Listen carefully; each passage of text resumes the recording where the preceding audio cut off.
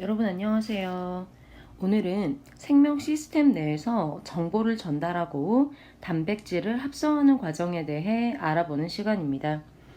생명체를 구성하는 물질 중 하나인 단백질에 대해서 알아보도록 하겠습니다. 여러분 몸을 구성하는 머리카락, 피부, 근육, 혈액, 신체 장기, 소화액, 신경, 세포 등 모든 곳에 쓰이는 영양소입니다. 단백질의 기본 단위는 아미노산이라고 합니다. 아미노산의 구조를 먼저 살펴보겠습니다. 중심에 탄소가 있고 NH2로 표시되는 부분 아민기라고 합니다. 염기성 성질을 가지는 부분이고요. 반대쪽에 COOH로 표시되는 카르복시기가 있습니다. 산성 성질을 가지는 물질입니다. R 자리에 여러 가지 결합이 가능한데 R 자리에 결합하는 물질에 따라 아미노산의 종류가 결정됩니다. 자연에 존재하는 아미노산은 20가지인데 이 중에서 인간이 12가지는 체내에 합성할 수 있지만 8가지는 체내 합성이 불가능하거든요. 그래서 반드시 음식을 통해 흡수해야 합니다. 아미노산과 아미노산이 결합하게 되면 아민기의 수소와 카르복시기의 수산화 이온이 결합하면서 물로 방출이 되고 새로운 분자를 형성을 하게 됩니다. 두 개의 아미노산이 결합해서 생성된 새로운 분자는 다이펩타이드라고 하고 아미노산과 아미노산 사이에서 펩타이드 결합이 형성되었다. 이 부분을 펩타이드 결합이라고 해요. 단백질은 수많은 아미노산이 펩타이드 결합을 통해 형성을 합니다.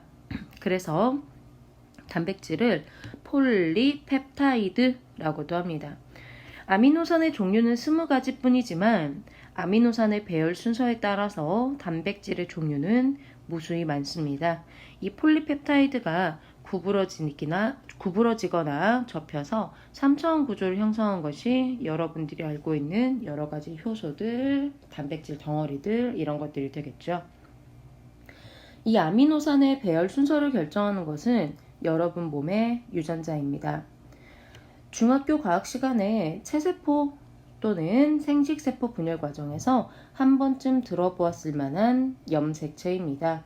염색체는 세포 분열 과정에서 유전 정보를 쉽게 전달하기 위해서 응축되어 있는 상태인데 이것을 풀어보면 두 가닥의 나선형 DNA와 이 DNA가 감싸고 있는 동글동글한 공들 보이시죠? 히스톤 단백질이라고 합니다. 이 중에 DNA가 아미노산의 배열 순서에 대한 정보를 기록하고 있어서 이 유전 정보의 배열 순서에 따라서 단백질들을 합성할 수 있게 되는 거죠. DNA 유전 물질인데요. 이 유전 물질의 기본 단위는 뉴클레오타이드입니다. 인산과 당과 염기가 결합해 있어요. 이때 어떤 염기가 결합했느냐에 따라서 뉴클레오타이드의 종류가 결정되는데 총 4가지입니다. 각각 A라고 표기하는 아데닌, T라고 표기하는 티민, C로 표시하는 사이토신, 그리고 G로 표시하는 구아닌 4가지가 있습니다. 항상 아데닌과 티민이 짝을 이루고요. 사이토신과 구아닌이 짝을 이룹니다.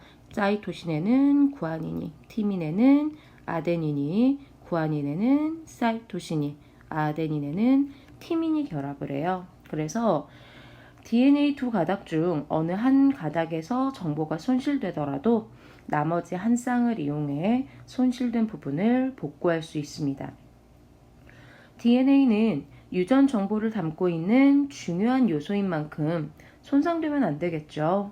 그래서 단백질을 형성할 때는 DNA의 일부를 복사해서 단백질 합성 기관이 전달합니다. 단백질 합성 기관에 전달합니다. 이때 전달의 매개가 되는 물질 RNA라고 합니다. RNA도 인상, 당, 염기가 결합해 있는 뉴클레오타이드가 기본 구조입니다. DNA와 차이가 있다면 아데닌의 짝이 티민이 아니라 U라고 표기하는 우라실입니다. 그래서 DNA를 복제할 때 아데닌의 짝으로 우라실이 결합합니다. 자, 이쪽을 DNA, 이쪽을 RNA라고 할 때 DNA의 아데닌의 짝으로는 RNA의 우라실이 결합하지만 DNA 티민의 짝으로는 아데닌이, 사이토신의 짝으로는 구아닌이, 구아닌의 짝은 사이토신이 결합합니다. DNA를 복제해서 단백질을 만드는 과정의 큰 흐름은 이렇습니다. 세포의 핵 안에서 DNA의 일부를 RNA로 바꾸는 과정, 세포핵 안에서 DNA 일부를 RNA로 합성하는 과정을 전사라고 합니다. DNA의 전체를 복사하는 게 아니라 합성하고자 하는 단백질에 대한 유전 정보만을 전사를 통해 RNA로 합성합니다. 이렇게 형성된 RNA는 핵막 밖으로 빠져나가서 리보솜이라고 하는 세포 내 소기관에서 RNA를 단백질로 합성합니다. 이것을 번역이라고 하는데 RNA의 염기 배열 순서에 따라 아미노산을 결합시키는 과정입니다. 단백질 합성 과정을 단순하게 나타내 보았습니다. DNA 이중나선의 구조 중 일부를 풀어서 그 중에 한쪽에 해당하는 뉴클레오타이드를 배열해서 RNA를 합성합니다. 이것을 전사라고 하죠. 이때 반드시 티민 대신 우라실이 결합합니다. 생성된 RNA는 리보솜에서 아미노산을 배열하는 과정, 즉 번역을 통해서 단백질을 합성하게 되는데 이때 RNA 전체를 한꺼번에 번역하는 것이 아니라 3개의 뉴클레오타이드를 한 팀으로 3개의 뉴클레오타이드를 한 팀으로 해서 차근차근 아미노산을 결합시킵니다. 3개의 뉴클레오타이드가 1개의 아미노산을 지정하게 되고 RNA에 의해 순차적으로 배열된 아미노산이 폴리펩타이드를 형성합니다. 아미노산의 종류를 결정하는 뉴클레오타이드는 밝혀져 있습니다. 코돈이라고 하는데 3개의 뉴클레오타이드 배열 순서에 따라 아미노산의 종류가 결정됩니다. 표는 RNA의 코돈이 지시하는 아미노산의 종류를 정리한 것입니다. 예를 들어서 A, C, G라고 하는 코돈이 있다면 첫 번째 염기 A, 두 번째 염기 C, 세 번째 염기 G에 해당하는 여기에 위치해 있죠. 바로 트레오닌이라고 하는 아미노산을 지정하는 코돈인 것이죠. 아미노산의 종류는 20가지인데 코돈의 종류는 64가지입니다. 하나의 아미노산을 여러 가지의 코돈으로 지정할 수 있다는 의미가 되겠네요. 트레오닌만 하더라도 트레오닌을 지정하는 코돈이 하나, 둘, 셋, 4가지나 있죠. 전체적인 과정을 예로 들어봅시다. 예를 들어서 DNA의 어느 구간 유전 정보가 TAC, GGA, CTT, 그리고 ATT라면 이것을 전사한 RNA의 염기 서열은 A, U, G, C, C, U, G, A, A, U, A, A가 될 것이고 이를 통해 생성한 아미노산의 순서는 AUG, 메사이오닌, CCU, 여기 있죠? 프롤린, 그리고 GAA, 글루탐산,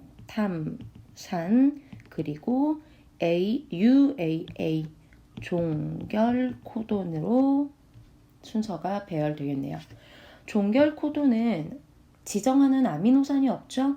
단백질 합성이 종료됨을 알려주는 코돈입니다. 유전 암호는 단순합니다. 그러나 이런 단순함은 오히려 DNA가 단백질로 발현되는 과정에서 일어날 수 있는 오류를 방지하는 역할을 했습니다. 단지 4종류뿐인 뉴클레오타이드에 의해 여러분과 같은 복잡한 구조와 기능의 생명체가 탄생한다는 것이야말로 자연의 신비라고 할 수 있겠네요.